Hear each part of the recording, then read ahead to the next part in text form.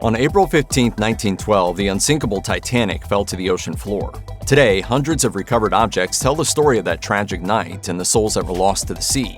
Here are 13 of the most fascinating. Sitting on the ocean floor, 12,500 feet below the surface, the Titanic is very fragile. The metal of the ship itself is being eaten away by deep-sea bacteria that leave behind crumbling rusticles. Stalactites of rust dangle from the ship. So fragile, they crumble into a cloud of dust if disturbed. This makes the idea of raising the whole ship little more than a fantasy. But pieces of the ship have made it to the surface. In 1998, salvage company RMS Titanic Incorporated pulled up a 15-ton section of the wreck covered with debris and sea life. An attempt 2 years earlier failed when a cable snapped mid-recovery. RMS Titanic Incorporated was granted sole rights to draw artifacts from the wreck site in 1994, but was required to stabilize them and forbidden from selling anything. As a result, the Big Piece, as it became known, was cleaned and covered with a protective coating before it went on exhibit in Las Vegas. Today, it's on display in Titanic, the Artifact exhibition at the Luxor Hotel and Casino. The first-class plates and teacups recovered from the wreckage of the Titanic are beautiful, made from fine china and decorated with gold and expensive blue cobalt. It's easy to imagine a fancy lady and her industrialist husband dining off of these. Second-class passengers aboard the Titanic were also doing all right in the world. However, once cleaned of the deep-water muck, the second-class plates salvaged from the wreck are far less ornate.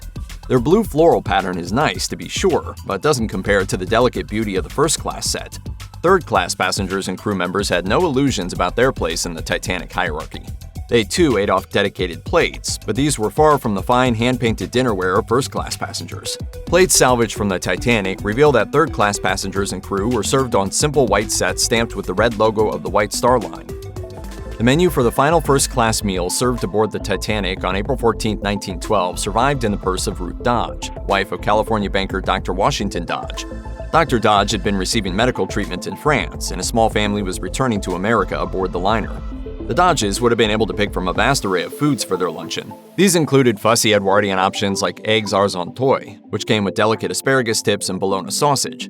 Hopefully, someone was availing themselves of the extensive selection of cheese and a nice tankard of Munich lager, as, unbeknownst to them, it would have been their last chance to indulge before the tragedy.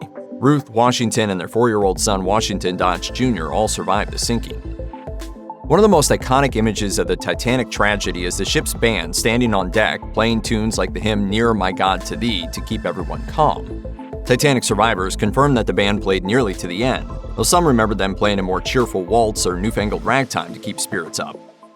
Till the end, I heard them play, Nearer My God to Thee. Wallace Hartley played violin in the band, and his instrument survived. It was given to Hartley by his fiancée, Maria Robinson, who watched her husband-to-be set off for a gig on the Titanic ahead of their June 1914 wedding. Hartley died in the shipwreck, but his body was recovered. An inventory of the effects found with him doesn't include the violin, though Robinson later wrote that she was grateful to have received it. After Robinson died in 1939, the instrument went through a series of owners until it was found in an attic in 2004. Testing confirmed that it was indeed Hartley's violin. Seawater had left salt deposits and 2 significant cracks in the body of the instrument. On October 19, 2013, it was auctioned for £900,000 to a private owner. Adjusted for inflation to 2023 values, the violin sold for the equivalent of more than $1.2 million. In 1987, salvagers brought up a rose gold, silver, and diamond bracelet bearing the name Amy. The leather bag it was found in protected it from seawater as well as the microorganisms that devoured other Titanic relics. The natural process of tanning a leather creates an antibacterial situation so it prevents deterioration. But who was Amy?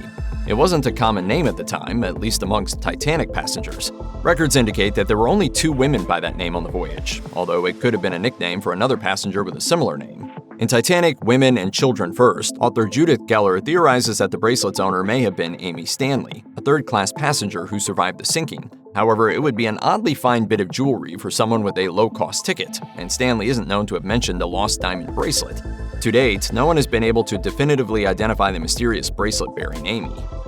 The environment in which the Titanic currently lies is subject to strong deep-water currents and microbes that consume metal. So it's remarkable that several delicate glass perfume vials survived the trip from the ocean's surface to the sea floor and back up again. In the summer of 2000, a salvage crew recovered a small leather pouch from the wreck. When they brought the bag into a shipboard laboratory, they smelled floral perfume. They eventually found 3 bags containing perfume samples in the wreckage. The satchels were labeled with the name of Adolf Saalfeld, a German Jewish perfumer. Saalfeld, a first-class passenger, was carrying 65 vials of sample scents intended for American clients. Saalfeld survived, but his product went down with the ship. They have a second life, however. The surviving scents formed the basis for the Titanic Legacy 1912 fragrance sold on QVC. In 2017, a waterlogged letter sold for £126,000, or the equivalent of $160,000. Of course, this was no ordinary bit of mail. Not only had the letter in question come from the Titanic, but remarkably, someone managed to fish the still legible document from the ocean and eventually delivered it to its intended recipient. The actual content of the letter, dated just a day before the disaster, isn't especially interesting. The writer, Alexander Oscar Holverson, was a businessman traveling home to New York with his wife Mary. Writing to his mother, Holverson commented on the grand size of the ship. He wrote, "If all goes well, we will arrive in New York on Wednesday." He also noted that the immensely rich John Jacob Astor IV deigned to sit on the deck just like normal folk, at least the ones who could spring for a first-class ticket. Astor and Holverson both died in the disaster, but their wives survived. The whole world stood still that night. Once the lights had gone, the ship had gone, the sound had gone. That was dreadful. When Holverson's remains were recovered, the letter was found on his body. Even though it lacked postage and was damaged by seawater, it was delivered to his mother. Though it may not be the most glamorous item recovered from the Titanic wreck, one of the doomed ship's deck bells still carries plenty of historic weight. This humble bronze bell was part of the lookout station on the forward part of the ship. This is where lookout Frederick Fleet would have first spotted the iceberg that would so critically damage the Titanic. He rang the bell 3 times to alert the bridge crew of the looming danger, though calm waters and a dark moonless night meant that Fleet didn't spot the iceberg until it was dangerously close. The bell and Fleet's shout of "iceberg right ahead" couldn't avert disaster. When you're traveling at 21 or 22 knots and you see iceberg dead ahead, there wasn't enough time to turn. Fleet survived the Titanic sinking and lived until 1965. His bell, however, went down with the ship until it was recovered in the late 1980s.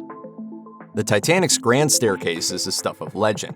It features prominently in director James Cameron's 1997 mega-hit film Titanic, and a recreation of the grand staircase has pride of place in the Titanic The Artifact exhibition installation in Las Vegas. But we don't know what the grand staircase really looked like. Surviving photos are actually of the staircase from Titanic's sister ship, the Olympic. Given the design similarities between the two vessels, it's probably close enough. It certainly was for Cameron, who used the Olympic photos for his movie's set design. Yet, given that the grand staircase was either damaged during the sinking or collapsed into ruin at the shipwreck site, we can't say whether Cameron and his team got it right. But there are pieces of the grand staircase that may have survived. Salvagers recovered a bronze cherub statue like one that would have adorned a first-class staircase, though some researchers suggest that this particular figure came from another, smaller stairway. This carving may bear the marks of the ship's harrowing descent, as its missing left foot may have popped off when the statue was wrenched from its post. As a milliner, Marion meanwhile must have understood fashion. Sure, she was a third-class passenger on the Titanic, but making hats was her business. She may have intended to continue that work in the United States, given the stylish alligator-skin bag she was carrying, which included a reference noting that Meanwell always paid her rent on time. Unfortunately, she didn't survive the sinking. However, many decades later, salvagers recovered her still intact alligator purse from the Titanic debris field. When they opened it, they discovered not only the landlord's endorsement, but also her marriage license. These fragile documents survived in part because the damaged ship and its contents settled in the deep, dark ocean far from light or oxygen. Meanwhil's high-quality bag made of thick hide also helped preserve its contents. Recovered from the wreck site shortly after the liner went down, this unassuming key carries a tag reading Locker 14F Deck. It was found on the remains of Sidney Sidunnery, a young third-class steward, and indicates that Sidunnery would have been on the F deck at some point on the night of the Titanic disaster. Auctioneer Andrew Aldridge went so far as to call Sidunnery a hero, telling the BBC that, "Without a doubt, he saved lives. Here's a man who sacrificed his life to save others." Although there is no eyewitness testimony to any particular acts of heroism on Sidunnery's part, there's no denying that this small locker key is a part of history. In 2016, the key sold for a staggering £85,000. Adjusted for inflation, that comes out to about $140,889 in 2023. Though there's scant evidence that sturdy suitcases or well-traveled valises did much to help people in a practical sense on the night of the sinking, these everyday objects have done much to preserve the history of the Titanic and the people who booked passage on it. Take the suitcase of William Henry Allen, which helped to preserve quite a few of his personal effects, even though Allen, a toolmaker, died in the sinking. Allen was quite stylish, owner of a polka dot scarf and leather dress boots. His suitcase also preserved about 150 documents, though the luggage had been submerged for many years. Inside the suitcase, salvagers also found a wool vest owned by Allen, with its buttons still in place despite passing through about 2.5 miles of icy ocean water to the ocean floor. In 1987, salvagers brought up a leather bag full of jewelry from the wreck site.